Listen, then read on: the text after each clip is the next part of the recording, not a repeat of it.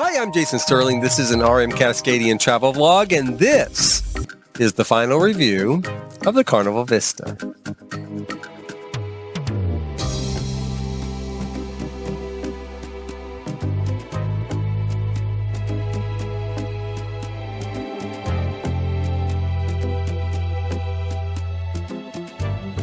Okay, this is the final take, the final review, the final general overview of the Carnival Vista.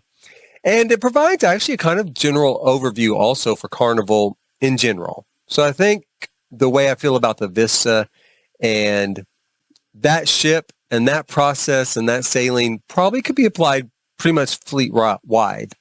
We're going to talk about the ship. We'll talk about the passengers, embarkation, debarkation, those sort of things we haven't touched on yet. And like I said, the overall final review of that ship. Now, embarkation. I know, just saying the word gives you PTSD. Of course it does. It does for all of us. But I will say this, it's gotten easier over the years. It's easy-ish. I do think it's better than in the past. Usually I can get, by the time I turn my luggage in and get on board, it's only about 30 minutes tops. I personally would love to see that more automated. I mean, I'd love to see a day just like with a hotel where you just walk on board and go to your room. I don't know how. Maybe they could mail you your card in advance or something and you just get to, or you could maybe take your picture. Go online, go to Carnival's website. When you're checking in, if you've got a webcam or you've got a cell phone, you can take a picture of yourself. I don't know how they could do it. I know there's a whole bunch of problems there, but I do wish it was as easy as doing a hotel, because that's basically the last couple of times I've gone to a hotel, or not all of them. Some of them, it's as easy as you don't really have to check in. Just go to your room. You can use your cell phone to open the door, and you're good to go. But it's not awful. It's not awful. It's not as bad as it used to be. In the old days, it might take 2 hours to get on board. And that was on a small ship. This is on like the Sensation, right? Half the size of Vista. Took me about 30 minutes, tops. So not a big deal. Now, once on board, the condition of the ship was good. The Vista, why do I like the Vista? It's calm. Okay. The whole place is not done like a casino. Now, the old style Carnival ships, Sensation, Elation, Conquest, a lot of activity and a lot of stuff to see and a lot of things just hitting your eyes and your ears and your senses, right? The Vista, the breeze is also true of this. It's a much more calmer experience. The decor is more calm. It's more spa-like, It's a lot easier, and I do like that. The condition of the ship is good. I didn't feel like it was tore up or worn out. Now, like any hotel, right before it goes to dry dock, it is going to be. So if you just read, you're going to be on the Vista the week before dry dock, it's probably going to be tore up. Just brace yourself. And unless you're going on literally the very first voyage, and I mean literally the very first voyage, because by the second voyage, there's going to be something broken, something scratched. We can't have nice things. Thanks, everybody. We can't have nice things. But it's true. The very first voyage probably will look good. Maybe not even then. Hell, probably a crew member broke something. Before the first passenger even got on board, probably something got broke. But that's the only time it's going to be really perfect. But I didn't really notice a lot, and I thought it was really in pretty good condition. I really, really did. Better than a lot of hotels I am in. So, yeah, I thought the condition of the ship was great. The decor is great. It's also pretty easy to navigate. It's not that hard to get around. I didn't think so. There are a lot of people on this ship. Okay, a lot. 4,000 or something, 4,200 max capacity, I think. Now, they're going to quote online 3,600. That's double occupancy. The ship almost never sails at double occupancy. It usually sails at max occupancy. A lot closer to 4,200, right? So there's a lot of people on this ship. There can be some bottlenecks around the Lido Buffet, around Promenade, around Casino and stuff. There can be some bottlenecks. It can seem a little crowded. Now, it does not bother someone like me. Let me say that right off the bat. I like crowds. At least in a situation like that, I think it's very festive. It's like a big party. It's like always a party. I don't mind it being crowded. A lot of people do. And I don't really like to wait in line a lot. So yeah, that does bother me a little bit. But the crowds don't. Now, if crowds bother you, I'm going to say this about the Vista. And some of the other ships like this. Deck 5 sticks out from the ship. It provides a lot more room for lounge chairs, places to hang out. Now, I really think they did it because too many people were getting drunk and falling off the ship, and then they couldn't find them. And that just leads to YouTube conspiracy videos, right? So they think, well, hey, let's just put a deck out from the side of the ship. If someone falls off, they're probably still going to die. If you jump off Lido onto deck 5, you're probably going to die and break your neck. But at least we found your body, and we know what happened, right? We know what happened. But a side benefit to that is that there's a lot of places to hang out, and it's almost never crowded, you guys, down on deck 5. There's hot tubs there's not on the Vista. There was on the Breeze. I'm thinking of the Breeze. There's not hot tubs on deck 5 on the Vista, but there's a lot of places to hang out. There is a place to eat, Guy's Barbecue, Ocean Plaza's right there to eat, other, restaurants at nighttime. Plenty of bars. So, there's places you can kind of get away, which aren't crowded, and you can feel a little more at peace, not so much going on. So even though it's a ship with a lot of people and some bottlenecks, which you're just going to have in a boat with a lot of people, I don't think it's too bad. I don't think it's for the number of people they're carrying. I don't think it feels that crowded. I also don't think the staterooms feel that crowded. The staterooms are fairly spacious on Carnival, at least up until the Mardi Gras. They are. In the old days, like the Sensation and Elation old days, literally every room I think was the same. Was either inside or outside. And the only difference was a window. Otherwise, exact same layout, exact same room. That's not the same case any longer. And inside rooms are smaller than outside and balcony rooms are. I would say a little smaller. But not that bad. It's still pretty spacious. The one thing that's different with ships like the Vista is I feel like anywhere there's any space, like say on the map of the ship, the architect's there, and they've got some weird little cutout of space, and someone from Carnival's like, oh, put a room there. And the guy's like, it's only 110 square feet, and it's in the shape of a U. Yeah, put a room there. Then just go around the U, and so you enter the room, and you just go around the U, and there's your bed. Yeah, I know. Put a room there. We'll make it a 1A. Make it a 1A. It's right next to the engine. We'll make it a 1A. Yeah, it'll work. So I do feel like that's kind of the case where literally they put a room any place that a room will fit, right? Okay, so, but the rooms in general are spacious. I think they're also, pretty good condition. Again, just like the rest of the ship, pretty good condition. Last time I was on, it seemed really nice. The carpet seemed good. The bedding was good. Bathrooms in good repair. So pretty good condition. There are, because it's a large ship, this is a great thing about a large ship, there's a lot of people, but there's a lot of stuff on it, right? A lot of places to eat. Even if you don't do the upcharge pay options to eat, you are not going to feel like you're missing out because there is so many free places to eat on this ship. Far more than there are that you pay for, right? And so you're really not going to feel like, hey, unless I want to eat buffet or the main dining room, I have to pay. That is not the case on the Carnival Vista or any Carnival ship, at least so far. Fingers crossed. So yeah, it's a big ship, but there's it means there's a lot of things to do, and a lot of places to eat, a lot of bars to hang out in, a lot of activities on deck. Things like the Skyrider and the IMAX Theater and the Thrill Theater and miniature golf. A lot of things to do. A lot of places to shop. More shopping. Now, I typically don't shop a lot on the ship, and when I do, it's just going to be like some Carnival logoed, like a hat or a t-shirt. Look, I was on the Vista. Actually, one of my favorite shirts came from Carnival. It's Carnival Vista shirt. So it's going to be something like that. There's other shopping. There's a ton of watches. Do a lot of people buy a watch on a cruise? I don't know. I never would think that. I wouldn't think a lot of people buy a watch, period. But I especially wouldn't think a lot of people buy a watch on a cruise, but they must, because there's a ton of watches. So if you want to buy a watch, lots of watches. There'll be other stuff like, cologne and perfume and liquor and cakes. Rum cakes, lots of rum cakes on a cruise, stuff like that. So some shopping. The casino's usually bigger, so on and so forth. Carnival does have a good casino. I don't ever gamble. It has a good casino. If you do, I think you'll like it.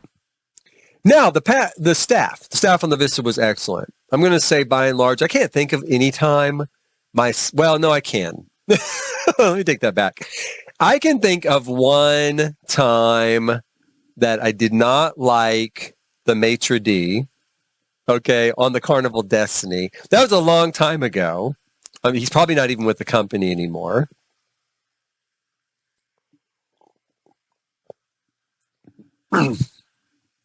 But I did not like the maitre d' on the Carnival Destiny.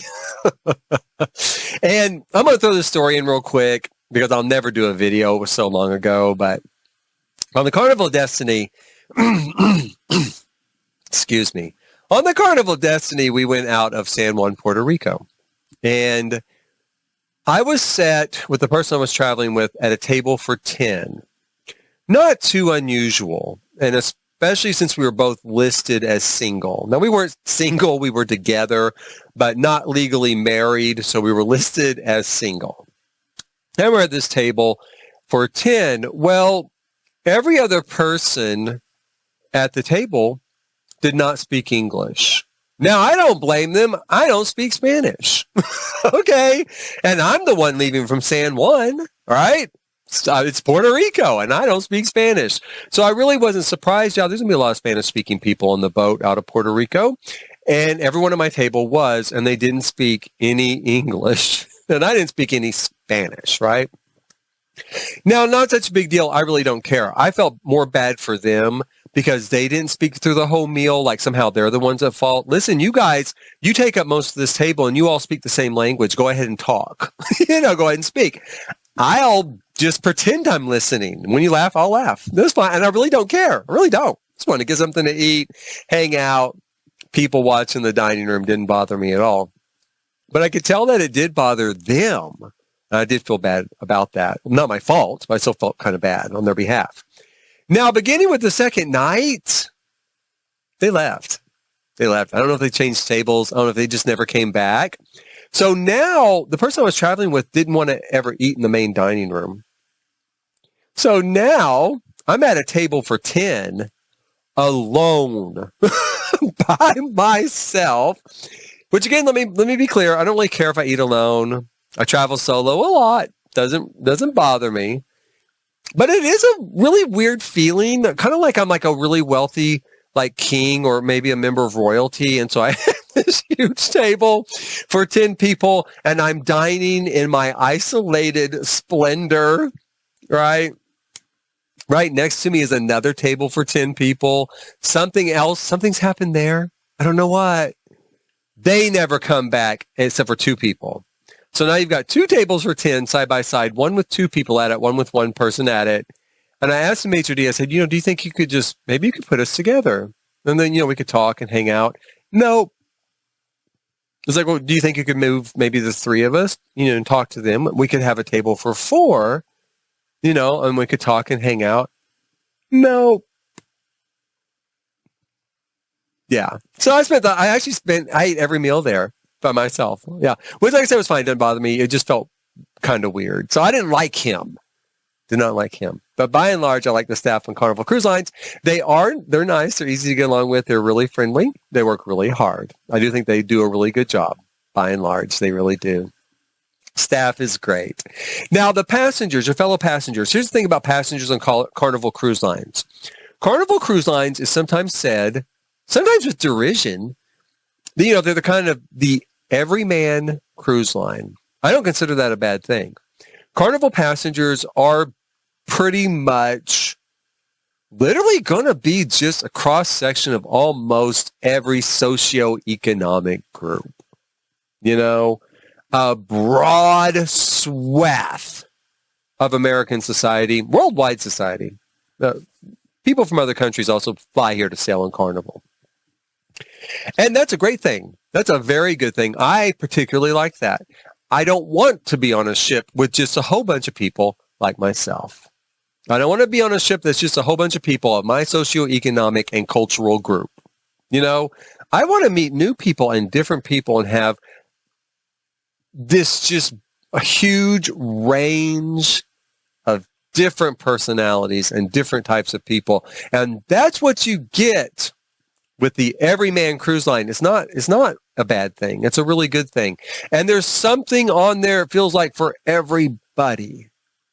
It really does, you know. So that's your passengers on Carnival Cruise Lines. It's everybody from everywhere. Now, obviously, you're going out of Galveston, Texas. You're going to encounter a lot of people from the Texas region. Okay, so if you take a line in Galveston and you go straight north to Kansas, right? And then you go like to the east to Missouri, and then you go south to Louisiana. You go back to Kansas, and you go west to Colorado, and you go south through New Mexico. That's the Texas region, I would say, right? Encompasses a lot of states and a lot of people. But it's kind of the same. There's a lot of the same mindset there, and you are going to encounter a lot of that region. But you're still going to encounter a lot of socioeconomic groups because there's a lot of different opinions and a lot of different ideas and a lot of different styles coming from a region where you've got some sleepy ass 20-person rural Kansas town that's 3 hours from a Walmart, and you've got the fourth largest city in the country in Houston. Never mind Dallas-Fort Worth. Dallas-Fort Worth, that area actually is also the fourth largest, depending on how you view it. Dallas-Fort Worth has about 8 million people in it.